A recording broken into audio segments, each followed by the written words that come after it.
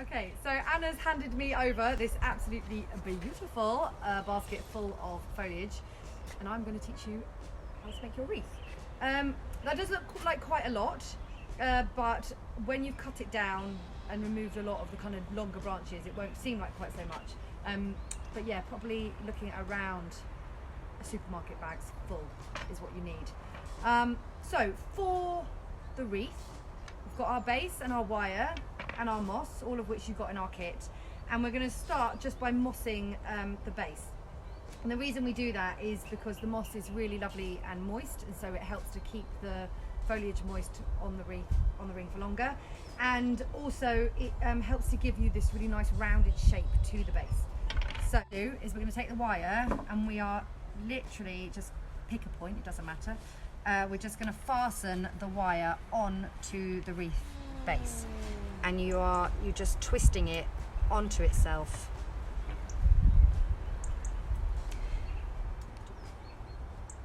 And at no point are we going to cut the wire. The wire will stay on and connected until we are completely finished with the wreath. And every time you're just going to add something, you just lay it down to one side and move on to the next bit. So we're going to start with a nice clump of moss. Just lay it down on the wreath base, and it's just a simple wrap around. Pull it tight, make sure it's nice, good, clumped up. Take the next bit of moss. Probably best to do this outside or on an easily sweepable floor, not on carpet. And you're just going to keep whipping all the way around with the wire. It doesn't have to be like crazy tight, but obviously it doesn't want to be slipping or dropping off.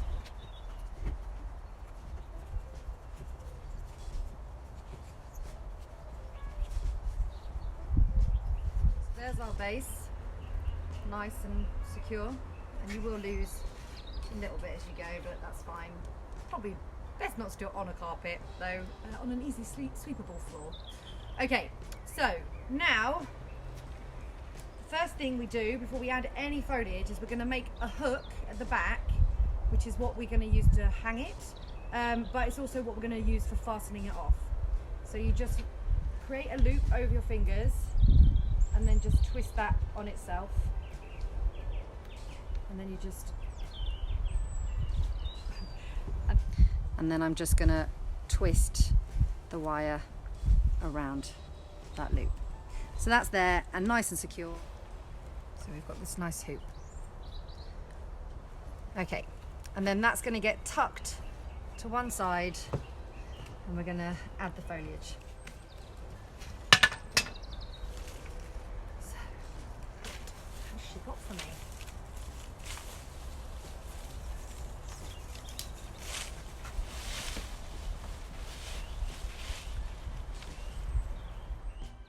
So when it comes to the ingredients, as we said, rule of thumb, 3 kind of evergreen ingredients, but rules are there to be broken, so you can have a completely eclectic mix if that's what you've got. Obviously rules are meant to be broken, so if you want to just go totally wild, feel free.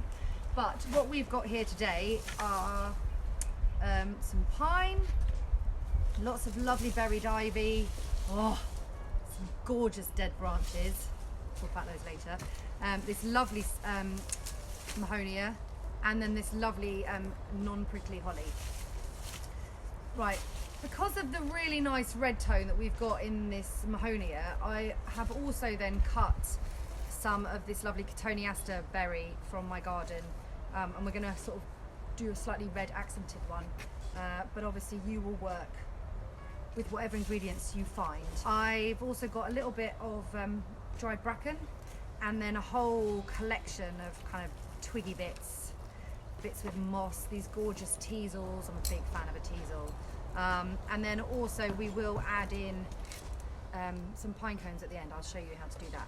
But typically when I'm making a wreath, I add all my elements as I'm going. I don't do an evergreen base first and then go in and insert the elements, which is, I guess, is the more traditional way of doing it. For me, I personally just think you get a much more naturalistic and wild shape, and it's more interesting if you just are going to work all your pieces in as you go. The only thing I would add at the end would be the cones. So we'll do that right at the end. I know Anna showed you how to cut, but it's the same principle then when you're breaking this down. You're going to look for the junction where the branches meet the main stem, and you're just going to cut there, always being mindful about making it quite a clean and neat cut so that any piece you use with a cut isn't seen. And that's quite a long piece. Some pieces would be more kind of this length, and I typically just work my way along my branches and create kind of a big mix, a big pile of different sizes, using every last bit of the branch. So I'm just getting rid of the most woody sections, and then I can start with a big pile. If I run out, I just sort of reload.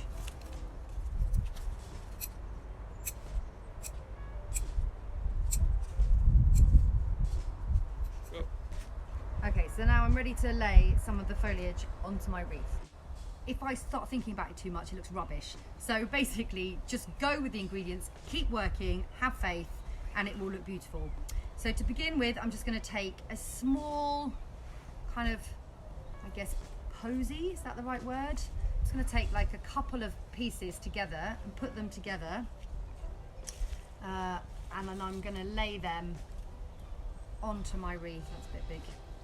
Which is our hanging off the end, and then it is just simply wrapping that wire over the tips of the stems and pulling in place.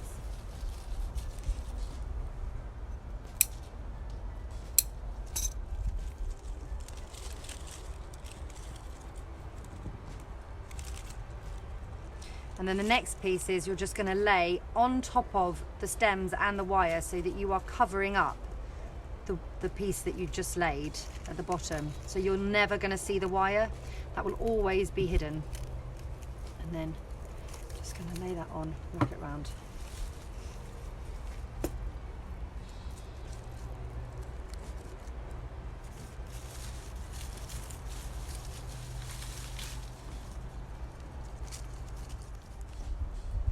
So I tend to do a little bit of evergreen just to get me going, get my eye in, and then I start adding my elements, my accents or whatever, my bits of interest from the get-go, so that they are just all the way round. And then I'm going to go quite bold with this. I think having the berries kind of hanging off as much as sort of being clustered around the central ring is really beautiful. So I'm going to do that.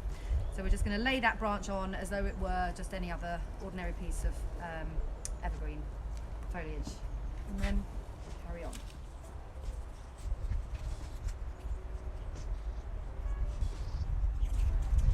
The other bit to be mindful of is the inside part of the ring. It's just, I tend to take sort of smaller pieces, find a suitable bit, and then just lay those on the inside so that any wire is hidden nicely.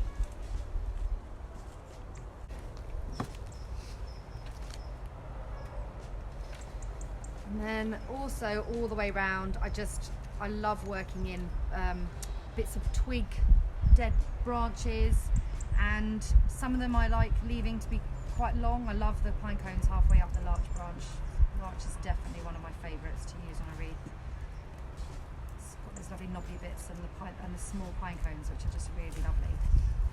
And again, just remembering that we are not cutting the wire. This is just a continual piece of wire all the way round, and every time you want to add something, you just lay it down to one side and then choose your next piece.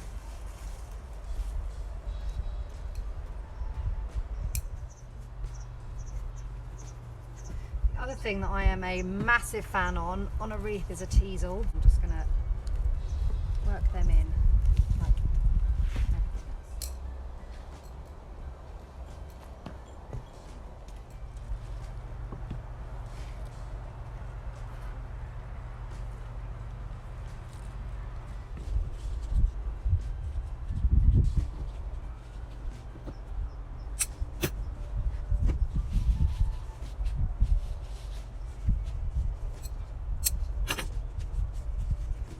Ingredient that you can find everywhere is leylandi, like conifer, and it is always growing. I mean, certainly growing people plant it as like a fast growing hedge, and it is profuse.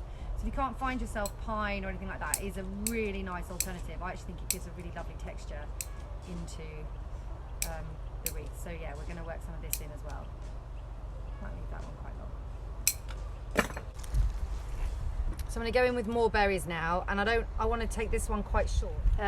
When you use berries like these in a wreath, you may find that they disappear after a few weeks.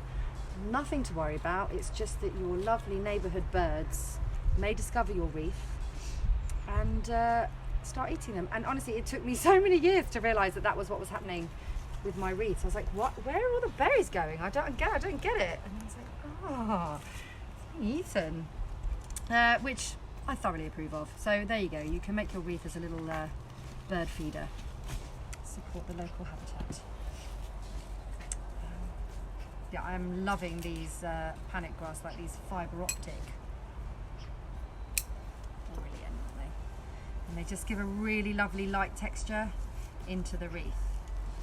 Sort of tuck in behind the other bits. So we're going to talk a little bit about branches now, because quite frankly, I love a dead branch in a wreath.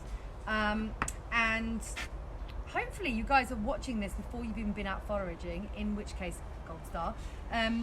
But there are a lot of different types of branches you can use. Obviously, I've said about larch, that is kind of one of my favourites, but they're not that easy to find, and they don't have to be, you know, it doesn't have to be a larch to make something really cool. Like this is just a bit of cherry, you know, wild cherry that was growing by my house that had been blown down in a storm, and but has this gorgeous lichen growing on it.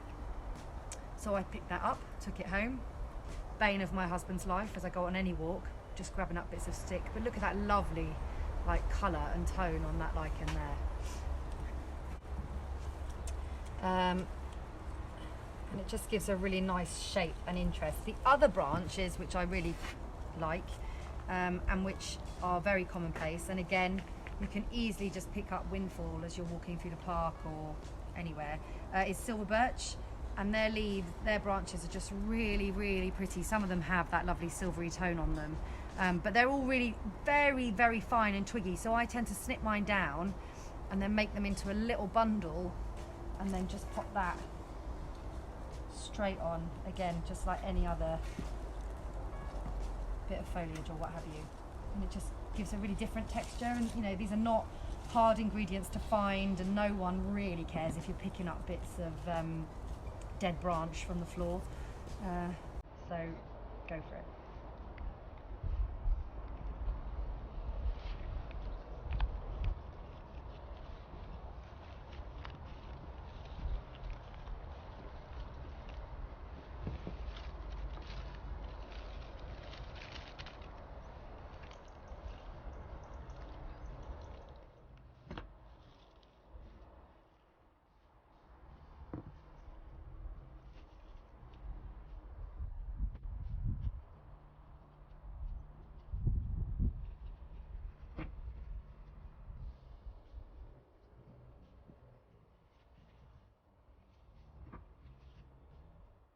So here I've got this like extra bit of branch which is kind of superfluous, so I'm just going to snip that off,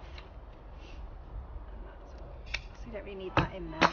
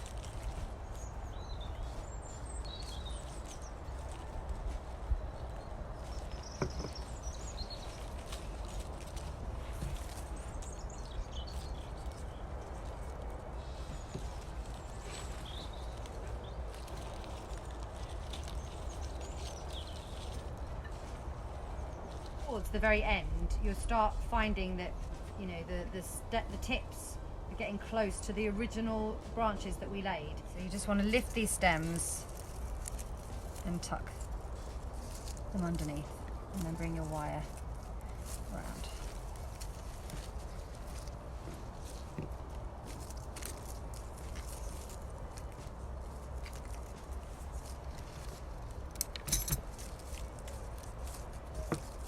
Mindful of when you're winding the wire round that you're just not kind of overlapping onto other branches, other leaves and things, because it will just sort of look a bit messy and tuck them down too much. So it sort of does become a bit delicate at this point, but go with it.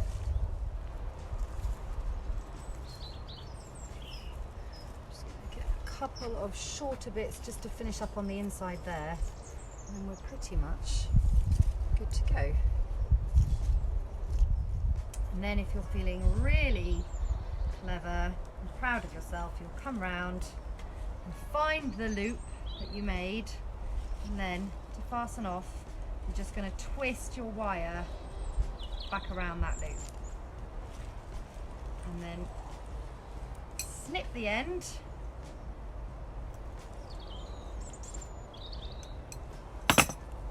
And once you've cut the wire, you take that sharp end and just tuck it into the moss. So you can take a length of wire and then you literally wrap it round the bottom section of the pine cones, so it tucks down inside, and then you just twist that on itself to secure, and then that is just going to get pushed into the section of the wreath, into the moss, and then you just pull it through from the back. And then the sharp bits of wire that come through, you're just going to tuck back into the moss, like we did when we finished the wreath.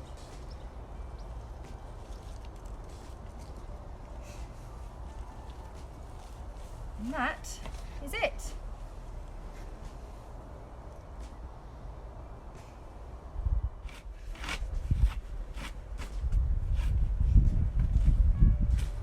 So for those of you with the red accent kit, I am just going to show you how to attach your pomegranates, in case you were wondering.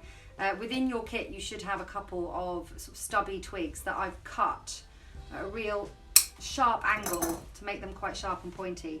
And what you're going to do is you're going to take that sharp edge and into the back of the pomegranate with a bit of brute force, you are going to push. So that gives you the pomegranate on a stick, which is lovely and sturdy, and then we're going to push that into the moss base.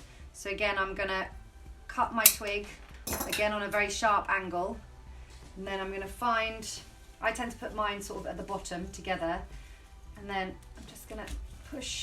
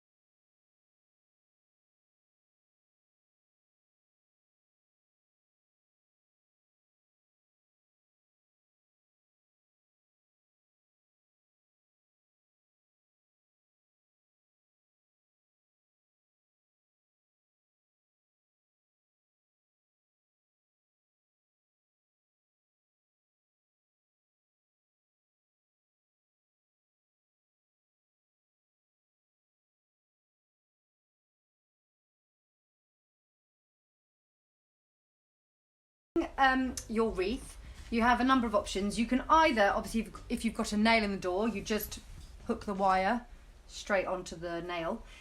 And if you have a vinyl door, then you can buy these hooks, which you would stick upside down on the inside of your door, and then you take your ribbon, loop it through the hook, hang it over the top of the door, and tie that onto the hook. And lastly, if you've got a wooden door with no nail, you can do what I do, which is I hook my ribbon through my hoop, drape it over the top of the door, and then into the top of the door I tack a drawing pin, which sits flush with the top of the door, and no one can see that you've hammered a nail. So if you would like to decorate your wreath by hanging your ribbon out the bottom, you simply take some of the wire, loop it through around the ribbon, and then again, like you did with the pomegranates, you're just tucking that into the wreath base, roughly where you want it to go, and pulling it down flush. And then I can get the little pomegranates. Just gonna let that hang out the bottom. So there you have it, your beautiful red accented wreath with a bit of a quirk of some pomegranates, but in a lovely festive red. So go for it, go wild, and we really look forward to seeing what you create.